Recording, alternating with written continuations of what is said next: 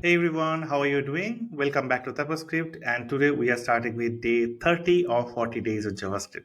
So after this, only a few more sessions and we'll be done with the 40 days of JavaScript that we have started together. Today we are going to discuss about classes. Yes, the feature that got introduced in ES6. Before that, JavaScript never had the class, and only way that we could deal with objects were literally creating the objects or creating objects using the constructor functions. Today we are going to learn about classes, but more importantly, from the previous video, from day 29, from that session, we have learned a lot about the object-oriented programming concepts and its principles. We are going to code those principles using JavaScript classes. But before that, we need to know the nitty-gritty of classes. We need to know their syntaxes. We need to know what kind of power that they bring on table so that we can use them at our wish. So without any further delay, let us first see what we are going to cover today as per this session. Before we get started, many thanks to everyone who supports tapaScript with subscription and membership. If you haven't subscribed to tapaScript yet, why are you waiting? Subscribe.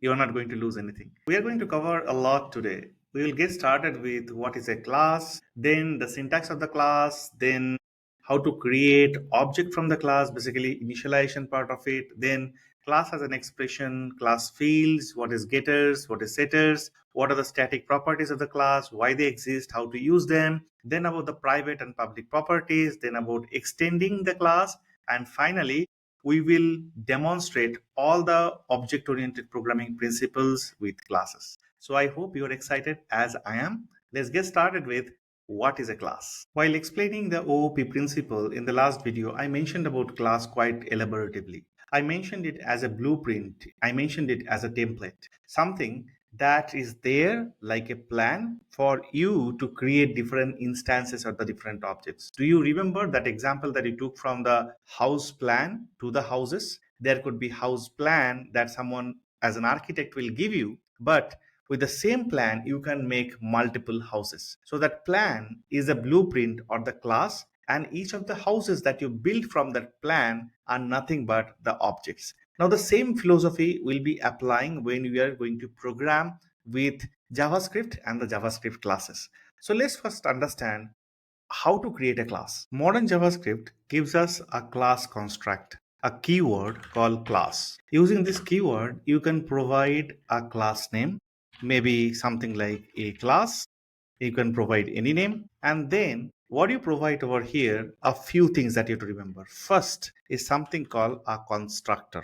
Constructor, you can think it like a special function that you define only once in your class, and this helps you to construct this particular class object or the class instances. Apart from constructor, you can define multiple methods that you want this class to have. For example, I can define like method 1, and similar to this, method 2, method 3, method 4, as many methods that I require.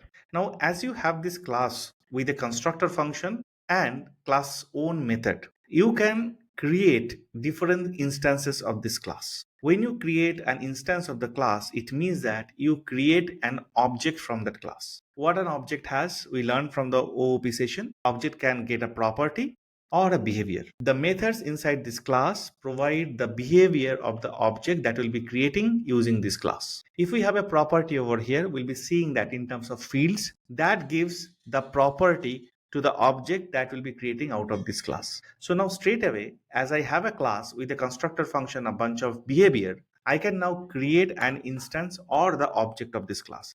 How? I can do const a equals to new, then the a class, and this is going to give me a new instance or new object which is created based on this a class. Don't forget the keyword new. To create an object from the a class, you must have to provide the new keyword before the class name. Okay, don't ignore that, then it will be an error. We spoke about class as a blueprint or a template, and object are the different instances of that blueprint. So it means that in the class, we have defined certain behaviors through this method 1, method 2, method 3, method 4. And we have created an instance. It means that from this particular template called a class or the blueprint called a class, we have now created an instance of the object which will have these behaviors intact.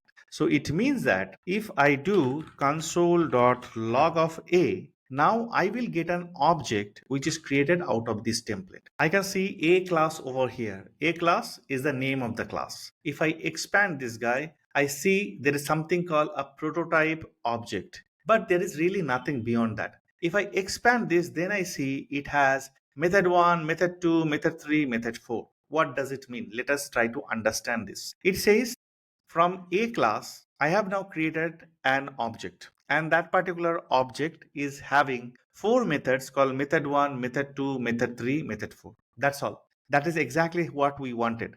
Now, if I create one more instance, say const b equals to new a class, and with console.log a, if I do console.log b and then go and see the output, now I'm seeing two instances. A class, it is an object, and then it has a constructor function, and then bunch of behaviors. This is again the same thing, then again bunch of behaviors. Then are they same? Does it mean that every instance I am creating right now from this a class, they are going to create the same objects? No, they may look like same because they are created from the same template, but they are not the same instances.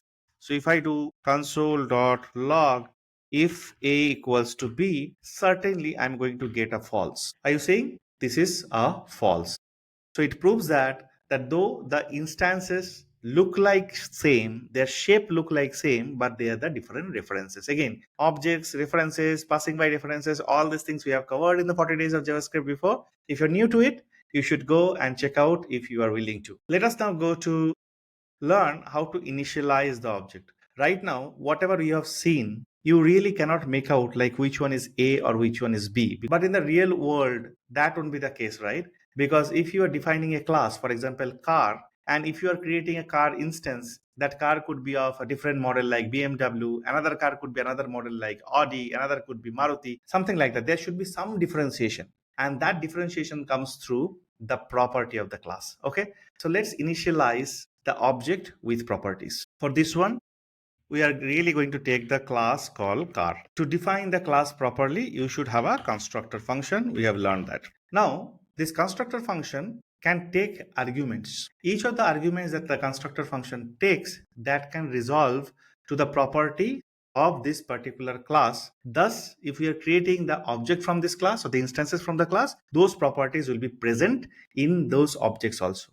And it will also give us an opportunity to initialize these properties with different values. When you create a car object, for example, you will be creating the car object through literals, something like this, right? Model colon BMW. Here, the model is the key and BMW string is the value. This is nothing but the property that will be defining for this car. And you can do it by just passing this one to the constructor. And doing that, you are making sure that whenever we are creating an instance of this car, we'll be able to pass different model value like BMW, Audi, and everything through it. Then we'll be passing different values through it. We have to hold this value somewhere, right? So that means I have to now create a model property over here. To do that, you can do this dot model and then can assign this with whatever the value that we are passing through it. Okay, so this is how the properties gets created. So whenever I'll be creating a new instance now, for example, const BMW car equals to new car, and I pass a model, say BMW, this particular string value will be over here, and that will be assigned to a new property that will be created called model, and the value will be assigned to it. So it means that if I now create a method or a behavior, say print model, and do console dot log of this dot model, then this is going to print BMW whenever I am invoking BMW car dot print model. Got the point? Let's see if this prints correctly. We are passing this BMW goes over here, we create a property, same property. We are printing using the print model and calling print model on this particular instance. Check. Of course, I see BMW over here, so it's got printed correctly. Now, a question for you. What is this refer to? We had a complete session about this, right? And there we discussed this keyword around functions, arrow functions, etc. In case of class, what is this? right? Can you answer that? Do you remember the formula of how to resolve for this? Is it like wherever you are declaring this, whether this belongs to that, or when you are actually invoking something, that point of time only this resolve, which is correct? So let's do one thing. Let us do a method called print this.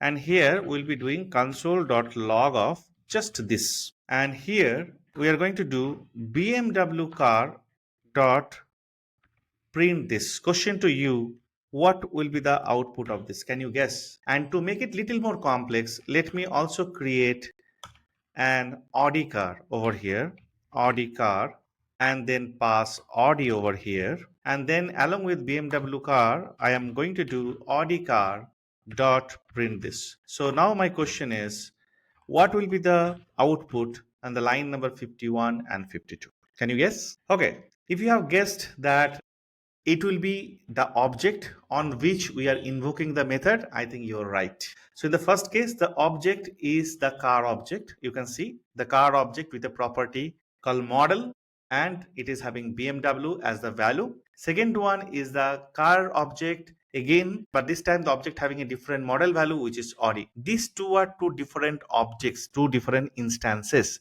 So this refer to the object on which you are calling the method, right? Remember the formula. Now those formula we are able to relate very clearly that we have learned in the this operator video. So here we are invoking print this on BMW car, and if print this is having a this keyword nothing but is point to this BMW car instance. Here we are invoking on the Audi car. So that means if this particular method is having a this keyword, that actually points to the instance which is nothing but the Audi car.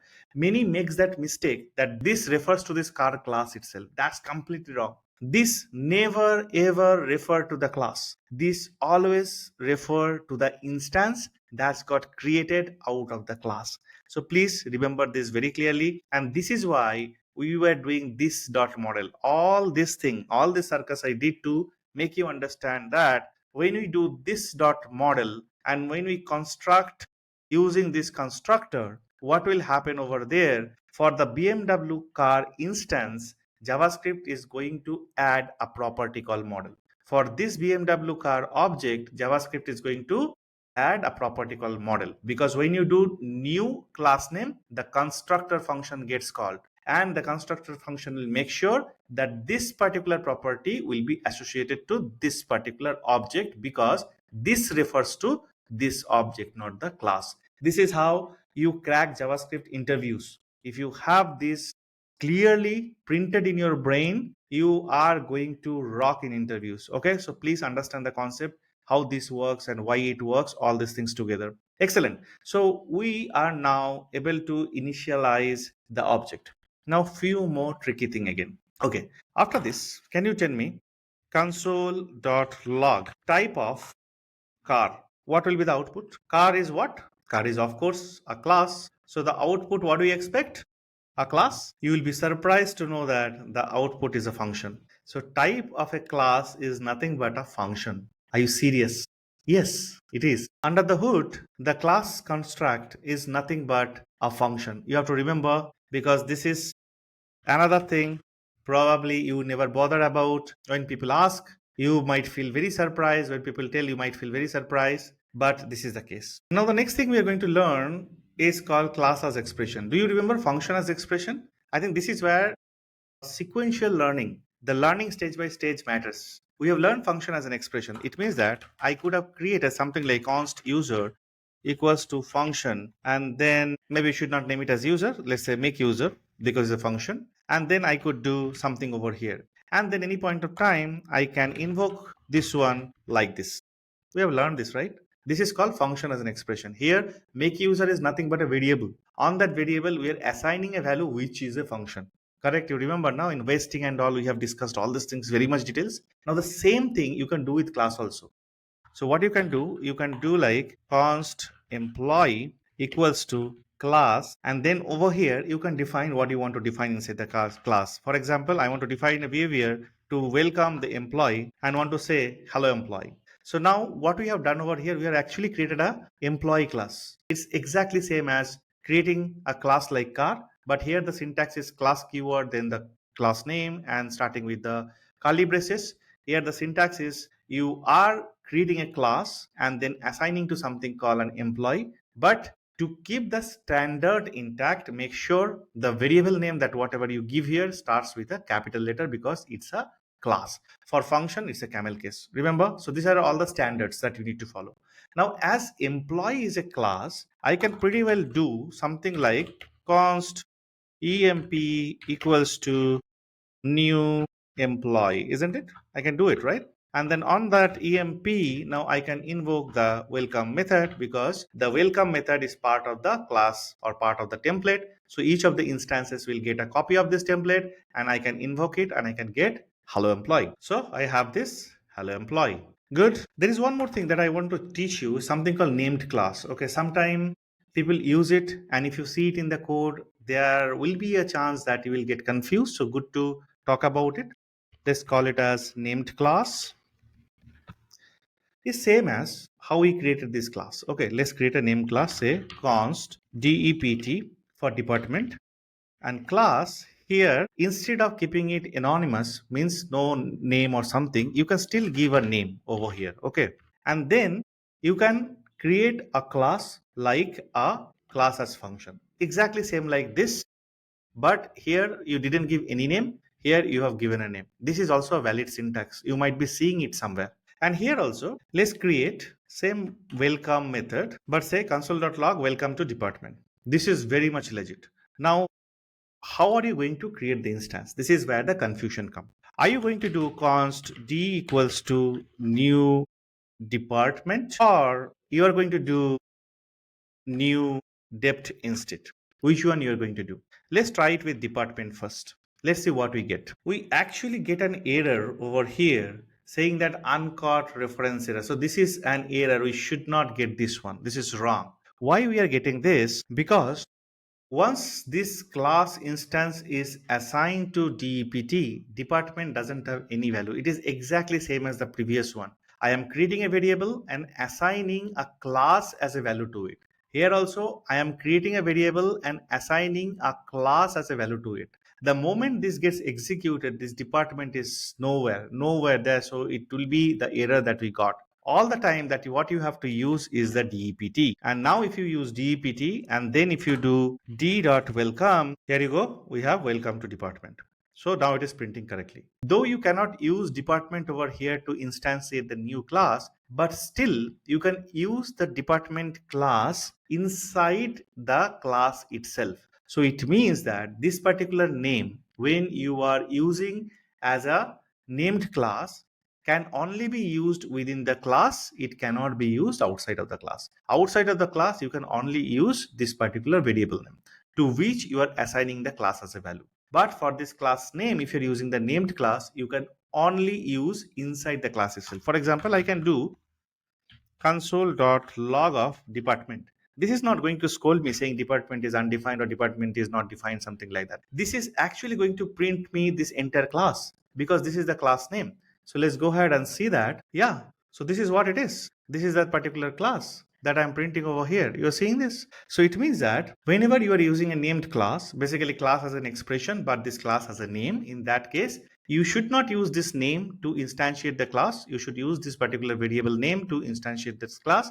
However, this class name you can use only inside the class. But if you're not using class as an expression syntax, if you're using a class name, something like this car, this is the name you have to use to create as many instances or the object that you are looking for. I hope you're clear with that. Let's get started with class fields. So far, we have not created any explicit properties or the explicit fields inside our class. We have created a property placeholder using this keyword inside the car class, right? We have seen that like this. But there could be situation where you want to create these properties upfront, not only while creating the object of this particular class using the constructor function. Because in this case, we had created a BMW car using the constructor function, passed BMW, only on that time, a particular property is getting added to this particular object. That's how it works. But you might want that no,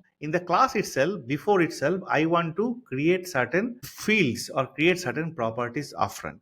So for example, I can create something like class phone, and here I can have a brand equals to, let's say, Apple. And then I can have a behavior, maybe a method called make. Here I can do console.log and I can do this dot brand.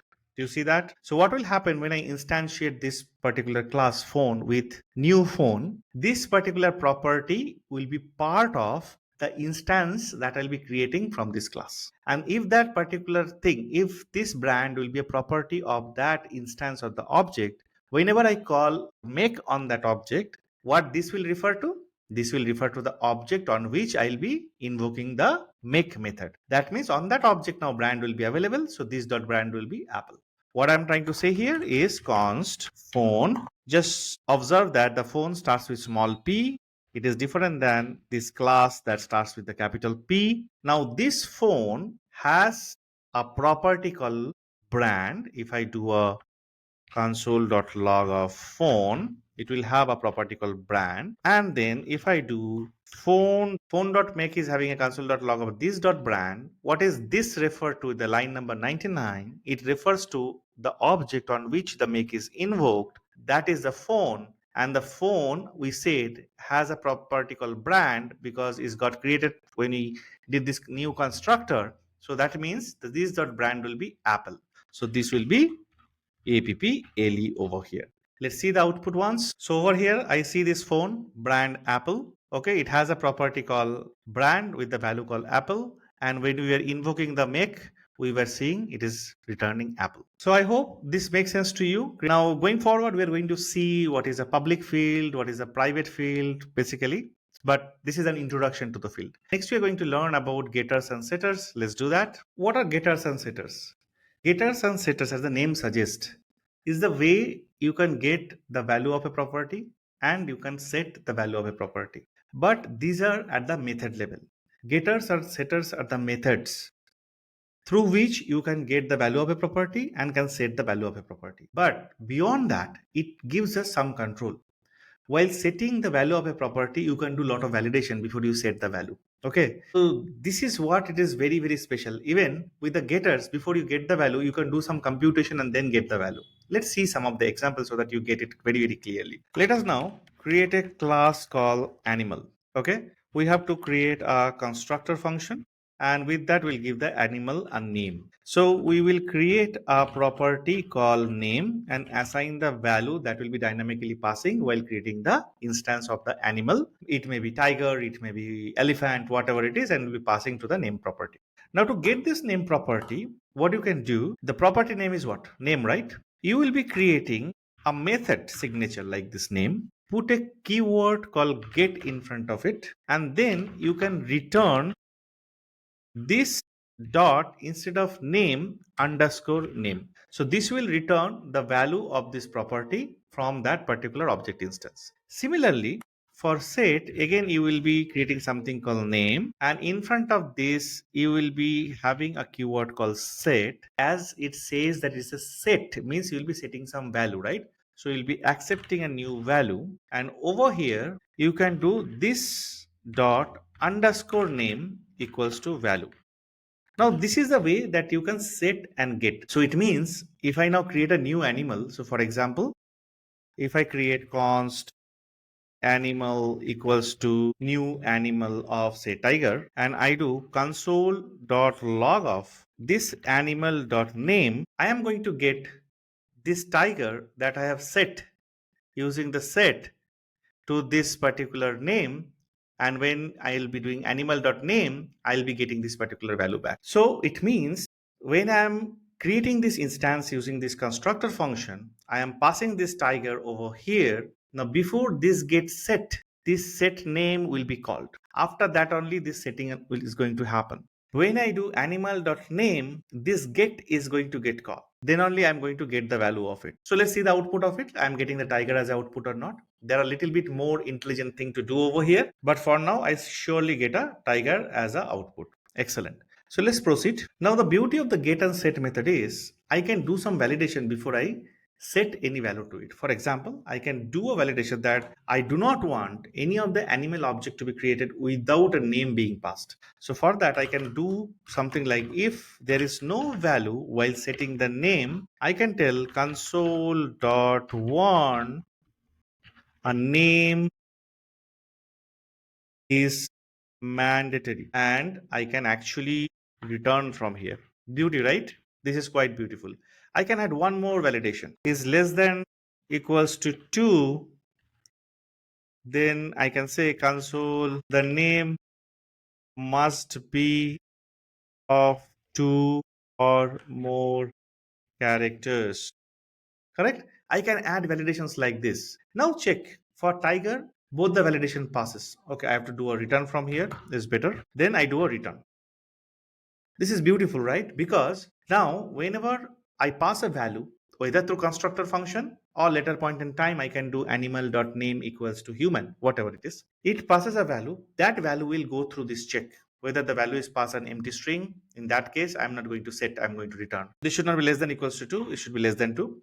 Okay, is it less than 2? Because our criteria is name must be of 2 or more characters. So in that case also it will return. Now for tiger, this will work beautifully because tiger, this is not an empty string. Tiger is of 5 characters, so there is no error. So right now also we will see a happy tiger over here. A happy tiger is here. Beautiful. However, if I try to do animal dot name equals to say a single character. Now if I do console dot log of animal dot name, what do you think the output will be? So here the length is less than 2. Yes, so we are going to get this error is never going to get set to a forever, right? So now I'm going to go back to my output. I can still see it is tiger, and I am also seeing a warning saying that the name must be of 2 or more character. Getting the point? I'll also get the warning if I'm going to set it with an empty string. I will get this particular error. So this set and get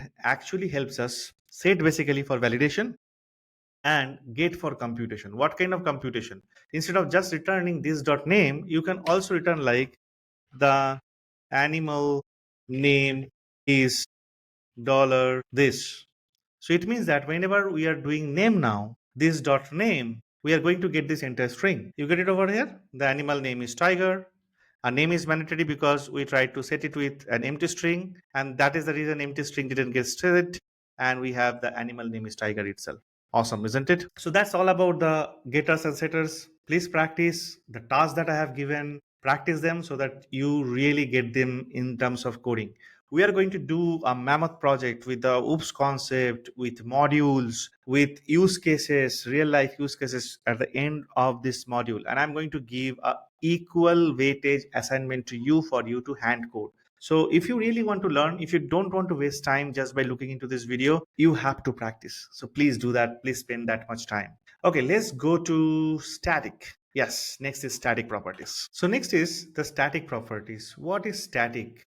What do you mean by the term static? Static means which is not dynamic, is opposite of dynamic. What is dynamic? In the case of class, the dynamic things are those instances or the objects that we create, correct? Class gives you a template. From class, you create different objects. Each of the object gets their copy of the properties, their copy of the methods. So it means that dynamically, you are creating different instances, and dynamically, you are creating those properties, you're creating those methods inside each of the object. So all those properties, all those methods that is part of the object is not same from one object to another object. They are different, right? That's why they are dynamic. One to another, they are completely different. But there will be a requirement sometime where you want to create certain properties not at the object level. You want to keep those properties at the class level. Those are like the utility methods. What is utility methods? Some reusable methods, some reusable functionalities that you create once and want to reuse everywhere. Those are called utility methods. Similar to that, in the class level, you can create certain things called static. How do you create that? You create it like class, let's say my class. And inside that, as usual, you have a method. If you create like this method, like a static method, this is a regular method, unless you give a keyword called static in front of it. Now, if you do static method and you do console.log of this, now this is the good thing to learn. To access this method, you don't have to create the instance of a my class. You don't have to create using new or anything. You can directly access it using my class dot static method. Previously, everywhere we had to instantiate it with a new and the constructor function to create an object. On top of the object itself, we could invoke the property or the method. In this case, as we have defined in static, we can directly call the static method on the class itself. Now the question is, this particular static method uses a this. What is this belong to? We have not created any object with the new keyword. We have not invoked the static method on any of the object. So this definitely doesn't belong to any of the object. Object is out of the question. So what is this belong to? Let's see the output. Are you able to guess what is this belong to? That this is nothing but the class itself. This is what we are seeing. So for static method, if we have a this points to the class itself. Now let's take a more real life example with the static method so that you understand what is the real usage of it. Let us create a class called user. As it is a user class, let's create a constructor and let's pass name and email are the two values we want to give to two properties. This dot name equals to name and this dot email equals to email. Two properties we want to create with these two values. Excellent. Then we will have a regular method called greet. Okay, a regular method. Inside that we'll have a console.log. Hi, I am this dot name. So far so good. You can always do it like const user equals to new user. Tapas email is tapas at email.com. And then if I do user.greet, you are of course going to get hi, I am tapas, because greet is a method invoked on the user object and it uses a this. This refers to the user object. While doing the constructor function itself, name is initialized with tapas. So this dot name will be tapas. So hi, I am tapas. No doubt about that. We have learned this much. Here we see hi, I am tapas. All good. Now it's time that we create a static method in it. Now what will be our use case to create this static method? Maybe we want to create a static utility method. Something like is valid email. You pass any email to it and this can check and tell you whether it's a valid email or not. Now you can make this as a static method because this is a utility function. It doesn't have to really bound to any of the instances that you are creating. I can pretty well call any point in time that user.isValidEmail, passing something to check whether the email is valid or not. I can even having a very basic check, something like this. If email includes an at, email includes an dot, I'm saying valid. Very basic. I can do a rejects and everything, but for now it works. Now this particular method, as it is static method, I should not be invoking using small u. I should be invoking using the capital U. It's a part of the class, not part of the object, because it is a static utility method. Now, as I am passing a string that doesn't have at or doesn't have a dot, of course, it is going to return me a false. It is not a valid email. This is one of the area where you can think of creating a static method because this belongs to the class itself, doesn't belong to the object. Another static factory method we can create. Factory method. What is a factory method? It again comes to the design pattern of your programming. Factory method is an approach through which you can create different instances based on different value that you supply to them.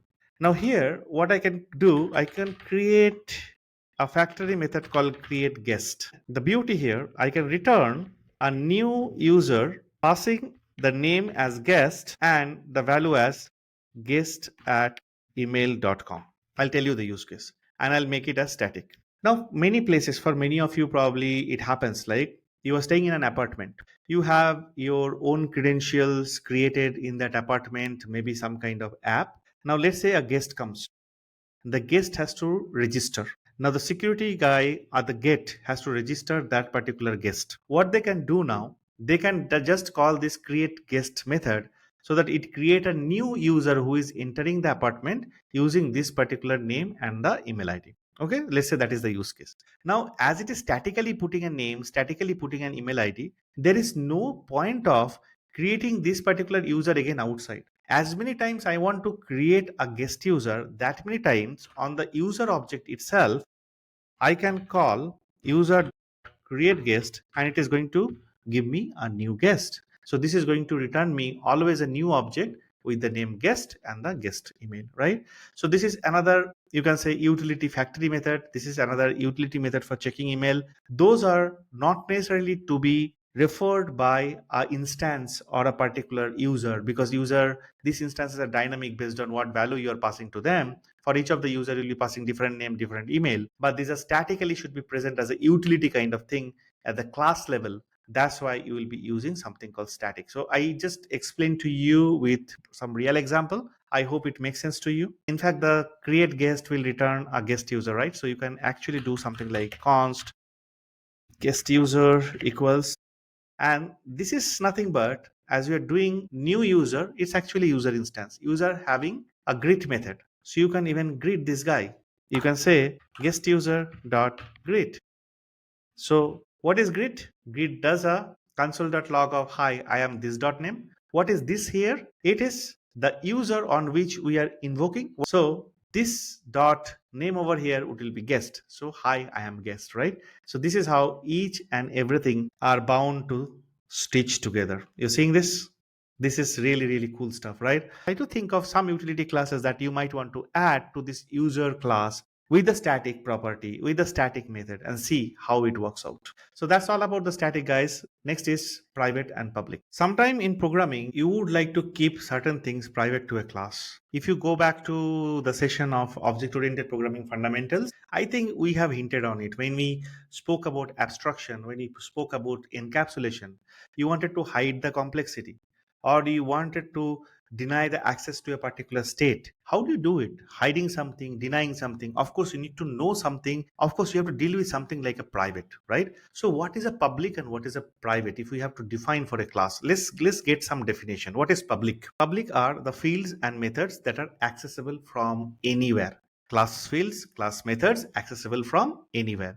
What are private? If we have to do a definition, the private are something, these are the fields and the methods that are accessible only from inside of the class. They are not at all accessible from the outside of the class. Understood? So public are the things, class fields, class methods accessible from anywhere. Private are not the thing, they are accessible only inside the class. Where they are useful, private. They are useful for creating abstraction. They are useful for creating encapsulation. Let's take an example of a washing machine. If you are again coming from video number 29 to video number 30, you are well versed with all object oriented programming concepts by now. So it means that you very well can connect what I am going to say now about the washing machine. So if I create a class called washing machine, and of course I'm going to have a constructor function with washing machine's brand, LG, different kind of brands to it, right, while creating. Now, only thing that you want to expose to your users as a washing machine brand is the way to start the washing machine and stop the washing machine. When you start the washing machine, there are many things that can happen at the background. It can spin, it can drain, and then it can stop. And there could be a stop button itself that can just stop the machine. And while stopping the machine, there could be certain things to happen to turn off that machine. Correct? Now, only thing that you are interested in exposing is start method and a stop method. But start method internally can do a spin, it can do drain, and after spinning and draining, it might want to stop. When you do stop, internally it might want to call something called turn off for turning it off the machine. So this spin, drain, stop, turn off is something that you are not going to expose to your users. Correct? So it means this spin, drain, stop, all these things are going to be your private method. Now, how are you going to create the private method? You are going to create the private method just like the same way, like how you create public method, but using a pound sign in front of it. This is when it becomes a private method. Okay. Now, like turn on, I can now create turn off, I can create spin, I can create drain, all these methods are private methods. Okay. Now, let's say when I start, I have to spin first. So here I'll be doing this dot spin. I'll be starting to spin. Okay. I'm calling this private method. Please note that while calling also I'm using the pound sign. Okay. After spinning, I'll be doing a drain. This dot drain. After draining the water, the final thing that I can do is this dot stop is a public method. I am calling two private method and one public method inside this particular public method. For stop, as usual, I'll be doing this dot turn off. Simple. So now you're seeing that how I am utilizing this public and the private method. Now let's see how can we define few other things along with it. For example, along with the private method, how can I do some private fields also? For that, first let's do a public field. For example, I can define a public field called brand. This is a public field. Now let's define few private fields. I hope you guys are enjoying learning this. So let's define a private field called power status. From outside, you really don't have to know what is the power status that a washing machine is having. We'll be initializing it with say false.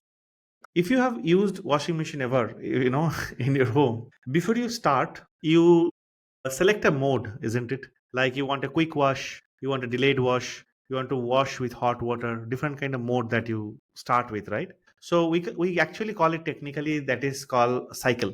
So whenever we are starting, we can pass a cycle to it. Okay.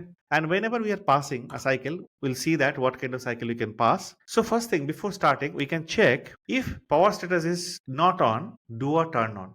Turn on means make the power status on. So we already have this dot power status. I'll go to the turn on method now over here and I can simply do this dot power status equals to true. I had initialized with false. And then I can do a console.log, say power on.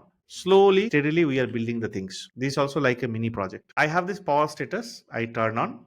I have passed a cycle. Now, this cycle I can actually now create as another private variable called current cycle, initialize it with a null, and after starting, I can initialize the current cycle with the value of the cycle that I am passing while starting the washing machine.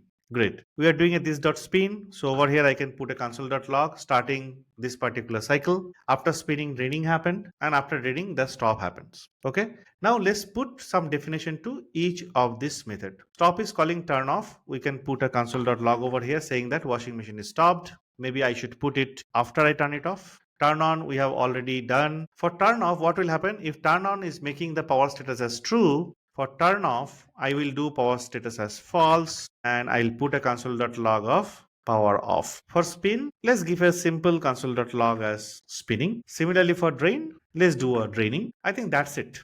So this is our overall washing machine implementation. In the washing machine implementation, I have only thing which is public is a brand that while creating the instance of the washing machine, you can pass from outside. And then I have something called start. While starting the washing machine, you can also pass what is the cycle you're expecting, whether quick wash, warm wash, whatever it is you're passing. And then internally, it takes care of everything using the private field and the private methods. Another public method I have to stop the washing machine. That also internally calls something called turn off, which outside user don't have to really know. Now, if you have to instantiate this thing, that's the beauty, right? Let's say const LG washer equals to new washing machine. Let's pass the brand called LG. Now I have a washing machine. If I do a console.log of LG washer and I go to my console and see what we have inside that. This is my washing machine, LG washer. Let me expand this one. As I expand, first thing that I see a brand which is public, correct? Private are currency cycle and the power status, right? And then I have all the public methods over here, start and stop. And if you see private methods, it's separately over here. These are all private methods. This is the definition of the class that I have created. So from outside, you can only call start and stop. That's it. You cannot really call any of these things. We are going to see that. So let's go back to VS Code. And we can call LG wash dot start. Start take a cycle. Like what kind of start we are going to do? We'll do a quick wash or hot water wash, whatever. So what will be the output right now? Start will be called. Let's go to start. Start will check whether the power status is true or false. We have initialized with false. So definitely it is false. So it will go and turn on. What turn on will do? Turn on will set the power status as true. So power is turn on. After power turn on, it will set the current cycle. and then it will log starting the cycle. It will start spinning, start draining, and then stop. Stop will go and do this dot turn off, washing machine stopped. So we are going to get those bunch of sequence as a console.log. Check from here to here. First is power on, then starting quick wash cycle. Does that? Then it started spinning, started draining, power off, and then the washing machine stopped. Beautiful, isn't it? This is why object-oriented programming is so good. What you have developed just now is an example of encapsulation, because you have just hidden all the nitty-gritty, all the complexities of a washing machine and exposed only what you care for your user to use, that is start or stop. Now, what if you want to access brand? Will you be able to do it? What is brand? It's a public field. You will be able to do it. So this is going to print LG because we are passing LG over here. But can you try to do this? Power status. This is a private field. What is going to happen? You are going to get an error, something like this. Uncaught syntax error.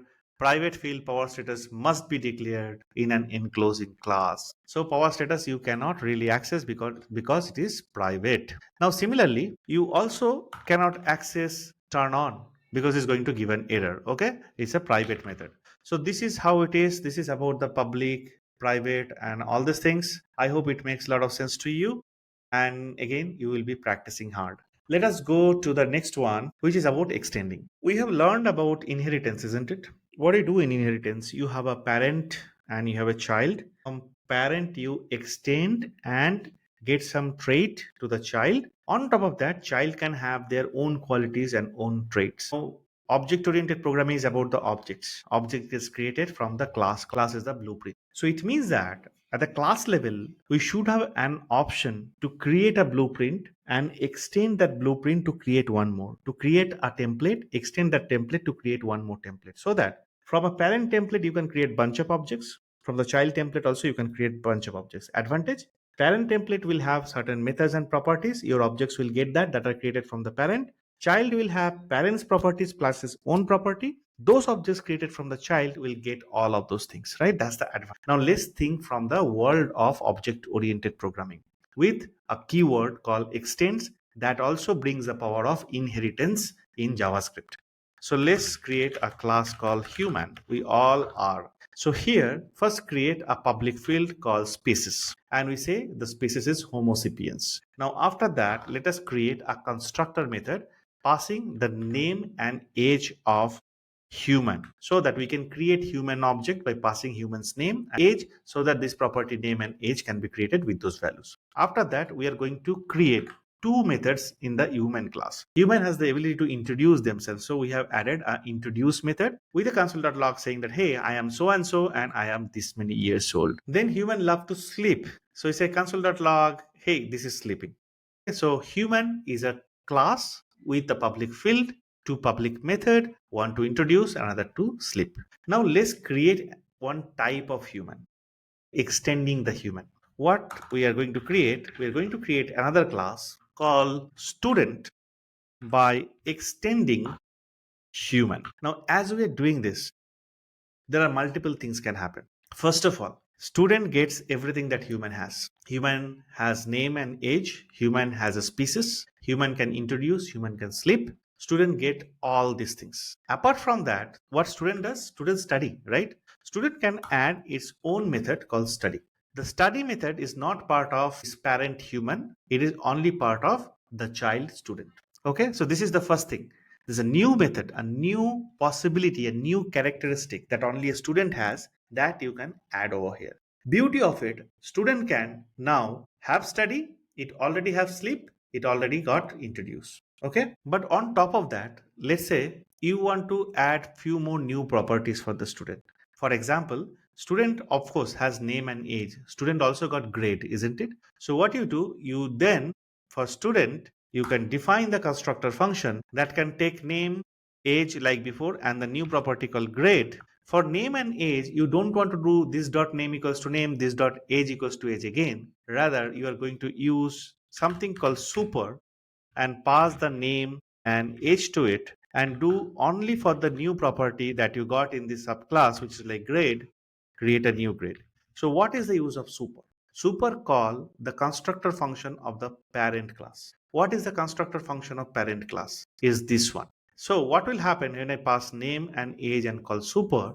The constructor function of the parent class will be called, and name and age property will be created with whatever student's name and student's age passed to it. And then the new property grade, anyway I'm creating using the this, just like before. So this is one way you can override and add something of your own. Now, another beauty, you already have introduce, isn't it? You can override the introduce in your subclass. This is where you bring the power of something called polymorphism. You remember polymorphism? Remember the analogy that we took for run? Same methodology, but different context, it behave different way. In the context of human, introduce just say, hey, I am this, my age is this. But now I can create a brand new introduce method in the student class which says, hey, I am this, my age is this, and I am in this grade. This is entirely different than the parent class introduce method. This is also called method overriding, and this is where the polymorphism also come into picture, because when I will be invoking the introduce in the context of student, I'll be getting the grade information also. But if I am invoking in the context of just human, I am not going to get the grade information. Are you with me? Are you getting the power of this? Now, similarly, just like student, I have created one more class called teacher, and it extends again the humans. So you have human here. From human, you create student here. And again, from human, you create the teacher over here. This is how it is. Now, teacher teaches a subject. So same constructor function with the super, which will initialize the name and age. Now for teacher, I have created a new property called subject. I have again overridden introduce, because now teacher can say, hey, this is my name and I teach this subject. And then I have added a completely new method that makes a lot of sense for teacher. Is called teach. So this teach method should not be there in student, because students study, teacher teach. It is not there in human because human is very generic. You don't know whether this is a human which is a student or it's a teacher. Now let's see some of the usages of this. First thing first, let's create a student. Const Alice equals to new student. New student means calling the student's constructor. Student's constructor expects name, age, and grade. Hence, name is Alice, age is 14, grade is 9th. Now, what will happen when the student constructor gets called? Here, I have not done this dot name, this dot age, because it's taken care by the parent class, as it inherits those properties from it, right? So it inherits, so name and age automatically gets created and grade got initialized. Great. So just like student, let me create a teacher. Teacher is Bob, a new teacher. Name is Bob, age is 35, and the subject that the teacher teaches is mathematics. Now, if I do Alice dot introduce, this guy is going to call the introduce method of a student, not of human, not of teacher. Okay, because I have overridden it. So this is going to give me, hi, I am Alice, 14 years old, I'm in the 9th grade. But if I do Bob.introduce, this will be calling the introduce method on the teacher, which is say, hey, I'm Bob, I teach the subject mathematics. I can see it over here. Hey, I'm Alice, 14 years old, I'm studying grade 9, and then this is my, hey, I'm Bob, mathematics teacher, right? So this is their individual introduction class, and this is the output that we get. Now let's get back and try to understand how parent class also helping over here. None of this class, whether it's a student or teacher, has sleep, correct? Sleep is only there in the parent human, from where we are extending student, extending teacher. Now beauty is I can still do Alice.sleep. I can still do Bob.sleep, even when the sleep method is not present in Alice, who is a student, Bob, who is a teacher. It is possible because Alice, though is a student, also a human, because extending from human, and human has the sleep method. Over here, human has a sleep method. So now for both Alice and Bob, I can get Alice is sleeping and Bob is sleeping. You're getting it? So again, this one is from student. This one is from teacher. This one is from human, the parent. This one is from human, the parent. This is really, really awesome things that you guys are dealing with. I hope you're finding it helpful. Let me know with a comment below. Please like this video. Please share. If you have not subscribed, please subscribe. It will mean a lot. So we have covered everything from here to here. The only thing that is left to cover is OOP with classes. In fact, we have covered OOP already. Washing machine, we have covered abstraction. The human student teacher, we have covered what? Inheritance and the polymorphism both. Explicitly, encapsulation and the composition I have not covered, but it will use a similar technique like the private field and the private method to do the encapsulation, right? But let us do one more step ahead. This is what tapaScript is for. This is what my teaching is for. I don't want to leave something which is at the surface level. If you are with me, if you're learning with me, I'll make sure that you learn in a way that you're never going to forget. If you're standing with all this knowledge and fundamental with in front of someone, that person will value you for the knowledge. That's the objective of me teaching you. Okay. Now let's get started quickly with all this OOP principle, all the object-oriented principles that we have learned, and let's take quick example of that and try to understand each of them. Let's start with abstraction. So for that purpose, I'm going to create a new folder called OOP, and let's create a new file called abstraction. So we are learning abstraction. We already learned abstraction. What is the definition of abstraction, guys, from the last video? Very easy. Hiding internal details and showing only essential features. Correct? We have seen that already with washing machine. But now let's see it with car. So I have a class called car. In car, there is a start button. When I press the start button, it's going to start the engine. So start the engine should be a public method. Very well. Inside start that engine, what will happen when the engine gets started? It inject the fuel, then ignite, and then the engine gets started. Now, as a user, as a driver, will you get three buttons? One to inject the fuel, another to ignite, another to start? No, it's going to confuse. You will never buy that car. You will buy a car which just has a start engine or the start button. The moment you press start, inject fuel should happen internally. That's the complexity that your car maker is hiding from you. Ignite should happen internally. Again, your car maker is hiding from you. So these two should be treated as the private method. So inject fuel and ignite are the private method. You are seeing this pound sign in front of it. This is the example of abstraction where you are hiding the internal details like this and showing only the essential feature like start engine. So here you will be doing const car equals to new car, and then you can only do car dot start engine. That's it. Your car will be started. Only start engine will be visible to user. Internal complexities are abstracted. That's abstraction. Let's go to the next one, which is encapsulation. For that, again, I'll be coming over here, create a new file called encapsulation. This is encapsulation. What is the definition of encapsulation? Restrict the direct access to the state or the internal data. Like we have learned for the balance in an ATM machine before, right? But we take the same example of car to keep things simple. Let's take the car as an example. You have the accelerate pedal and the brake pedal. Once you press on the accelerate, you increase the speed, right? And in front of you, you have a speedometer that shows like what is the speed that you are going to. So only the accelerate and the speed is something that should be accessible from outside by the user. But the value speed, it should never be manipulated by the driver directly.